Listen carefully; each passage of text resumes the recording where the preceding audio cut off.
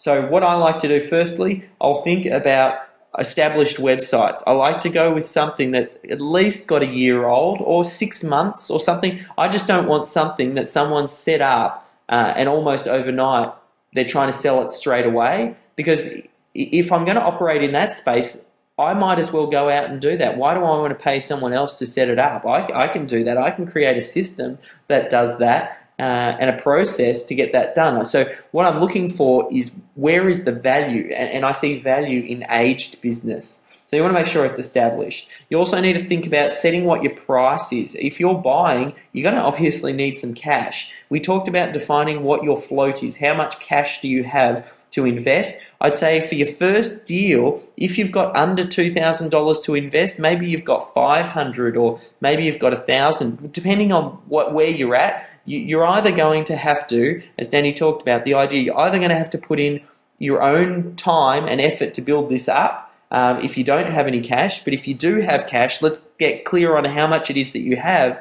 And I wouldn't invest your entire investment float or investment capital into the first domain name that you purchase, because what happens if it goes belly up and it doesn't work? You've just blown your entire float. So cut it into two, and as you get as you grow and your pool of available capital starts to grow, then that percentage might change. Like you might only invest 30% or 20% into a website as a percentage of your overall float. So that way you're just not putting yourself in a situation where you're going to burn through cash, and you're giving yourself some fallback, some chances should it not go ahead. The next thing that I like to look at is making sure that there's income. It's really important to purchase websites, I think, that have got some income. It doesn't even have to be much. I might set my minimum criteria at $50 or $20. I just want to, the reason I do that is to weed out all of these websites that just haven't done anything yet.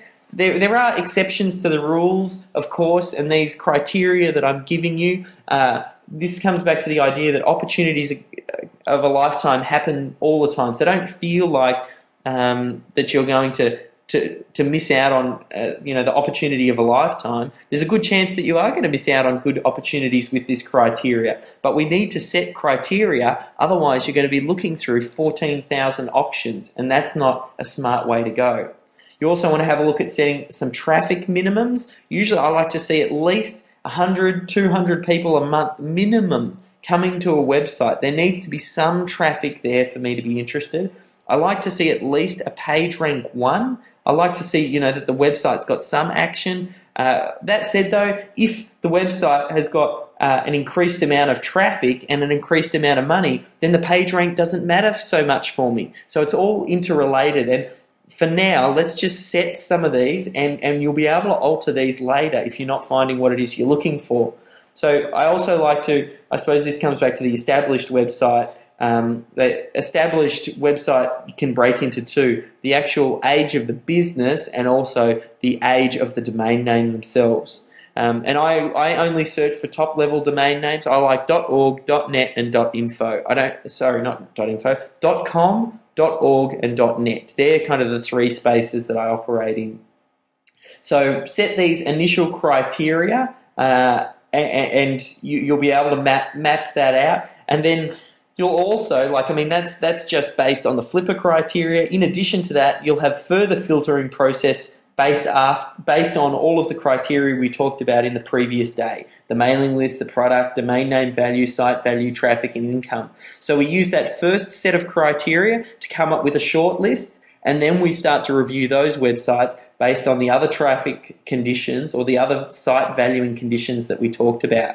As we're going through and we start to look at these different auctions, you want to look for sites that are marketed badly. So I want to see ones that tick all of the boxes that I talked about just above or just previously, and you'll set those minimum criteria. So you want to make sure that you find sites that are marketed badly and hit those criteria.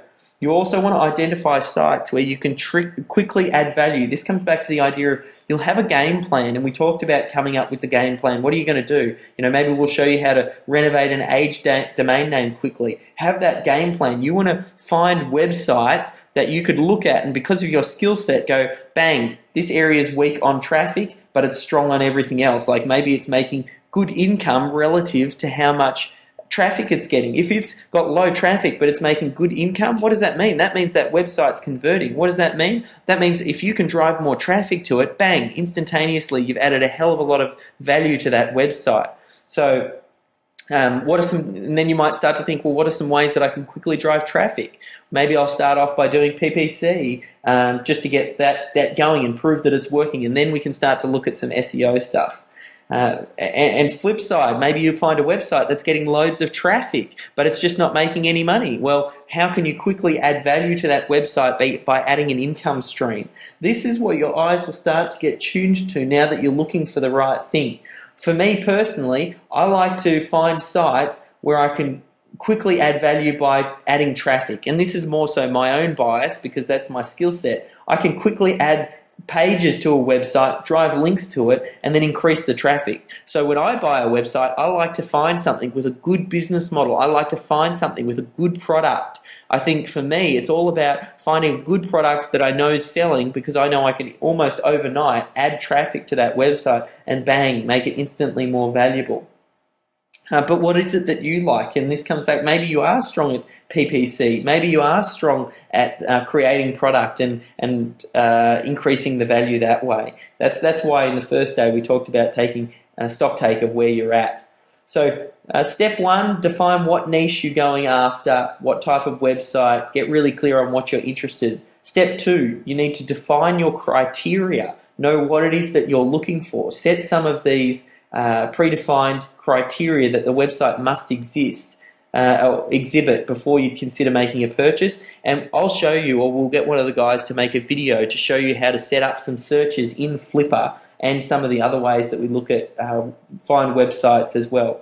And then the final step is then we need to start to add websites to our watch list. So once websites start to meet that criteria, we add it to our watch list, and this will end up going on that spreadsheet that we talked about. Just not only will it go on the spreadsheet, but you can also add it in Flipper, because like I was saying, that's a good place to start, has the ability for you to add things to your watch list. Start to add things to watch list, start to get a little bit of a gut feel for the price. I think you need to be looking at, when relating it back to the real estate analogy, when I'm purchasing a house, what do? I look at so many houses in the area before I make a purchase, because I want to know what the market is valuing that particular house at.